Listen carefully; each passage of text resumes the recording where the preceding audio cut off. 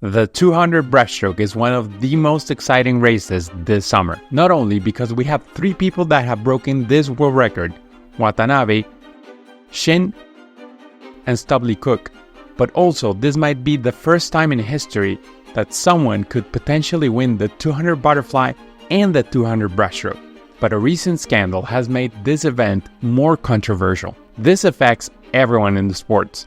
The fans, the coaches, the organizations, and worst of all, the swimmers. I have a story to share that might help some swimmers with the mental struggle of dealing with these types of situations. What if everyone in your sport was cheating except you? Several media outlets have reported that 23 Chinese swimmers tested positive for the banned heart medication trimetazidine during a domestic competition in China in early 2021. WADA has confirmed these reports, stating that it did not push for the swimmers to be punished at the time due to an explanation in environmental contamination. The U.S. Anti-Doping Agency's CEO, Travis Tygart, has criticized WADA and the Chinese anti-doping authorities for failing to enforce global rules and protect clean athletes. Whether it was accidental contamination or intentional doping, the whole situation is messy and sad. One of the saddest parts of it is that this will move us farther away from the original spirit of the Olympics. The big organizations, the media, and us, the swimming community, all seem to forget more and more why Baron Pierre founded the modern Olympics. I have personally met many talented people in the sport, and I know there will always be athletes doping, but there will also always be clean athletes at the top. And that is what makes this sport still watching and fighting for. This YouTube channel is not about news, but rather about timeless lessons this sport can give us. Having this scandal in mind, I ask you, the audience, about how would you feel if your competitors were doping and the doping organizations didn't do anything about it? The majority of you said you would protest. I think that is the correct thing to do. And I also like the second most popular answer. Use it as a motivation to swim faster. The movie Gattaca is about a future society where success is determined by genetic superiority. Vincent Friedman is an invalid born without genetic enhancements.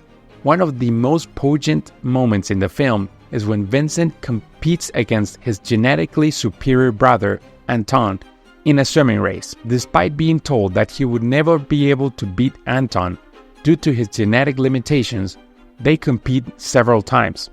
One time, Vincent wins. When I used to swim competitively, this scene was the most impactful to my career. Even though some people were taller, more naturally gifted, that wasn't cheating. So it was just a new challenge for me. But when rumors got to me about possibly 1 or 2 of my competitors using performance-enhancing drugs, that was a harder struggle to deal with.